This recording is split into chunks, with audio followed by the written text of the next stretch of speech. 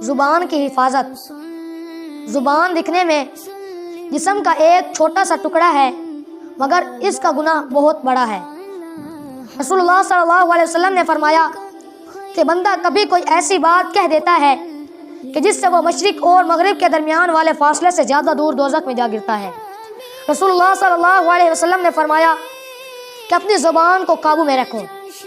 ہمیں چاہیے کہ ہم اپنی زبان کو قابو میں رکھیں اور کبھی کسی کو گالی نہ دیں۔ حضرت اما عائشہ رضی اللہ تعالیٰ عنہ بیان کرتی ہیں کہ ایک مرتبہ کچھ لوگ نبی علیہ السلام سے کچھ یہودی ملنے کے لیے آئے تو انہوں نے نبی علیہ السلام سے کہا کہ السلام علیکم، جس کا مطلب ہے کہ تمہیں موت آئے۔ حضرت اما عائشہ رضی اللہ تعالیٰ عنہ بیان کرتی ہیں کہ مجھے بہت غصہ آیا، میں نے بدلے میں کہا کہ تم ہی کو موت آئے اور تم پر اللہ کی لعنت ہو۔ اس کے بعد نبی علیہ السلام نے حضرت اما عائشہ رضی اللہ تعالیٰ عنہ سے فرمایا کہ اے عائشہ نرمی اختیار کرو، اپنی زبان خراب مت کرو۔ پھر میں نے نبی علیہ السلام سے کہا کہ کیا آپ نے سنا نہیں کہ انہوں نے کیا کہا؟ نبی علیہ السلام نے کہا کہ کیا تم نے سنا نہیں کہ میں نے ان کو کیا کہا؟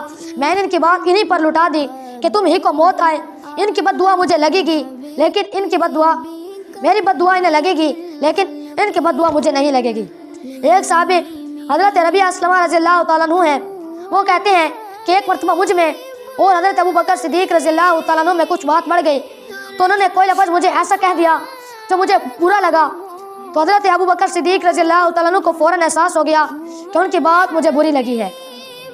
حضرت ابوبکر صدیق رضی اللہ تعالیٰ عنہ نے فوراً مجھ سے کہا کہ تم بھی کچھ کہہ دو تاکہ بدلہ پورا ہو جائے۔ میں نے کہنے سے انکار کر دیا تو حضرت ابوبکر صدیق رضی اللہ تعالیٰ عنہ نے کہا جا تو تم کہہ لو ورنہ میں حضور علیہ السلام کے پاس جا کر یہ بات کہوں گا۔ تو ان کی بات پر بھی میں نے کچھ نہیں کہا تو حضرت ابوبکر صدیق رضی اللہ تعالیٰ عنہ اٹھ کر نبی علیہ السلام کے پاس چلے گئے۔ تو نبی علیہ السلام کے پاس چلے گئے تو یہ منظر دیکھ کر میرے قبیلہ بنو اسلم کے کچھ لوگ آئے اور کہا کہ یہ بھی اچھی بات ہے کہ خود ہی غلطی کی اور خود ہی حضور علیہ السلام سے شکایت کرنے کے لیے چلے گئے۔ تو میں نے ان سے کہا کہ کیا تم جانتے ہو یہ کون ہے؟ یہ حضرت ابوبکر صدیق رضی اللہ تعالیٰ عنہ ہے۔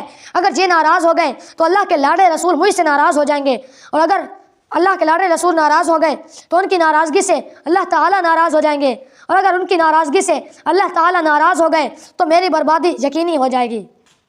اس کے بعد میں بھی اٹھ کر نبی علیہ السلام کے پاس چلا گیا اور پورا واقعہ بتایا تو نبی علیہ السلام نے کہا کہ یہ تو تم نے ٹھیک کیا کہ بدلے میں کچھ نہیں کہا، لیکن بدلے میں تم یہ کہو کہ اے ابوبکر اللہ تمہیں معاف فرما دے۔ ہم سب پکی نیت کریں کہ کبھی کسی کو گالی نہیں دیں گے اور ہر طرح سے اپنی زبان کی حفاظت کریں گے۔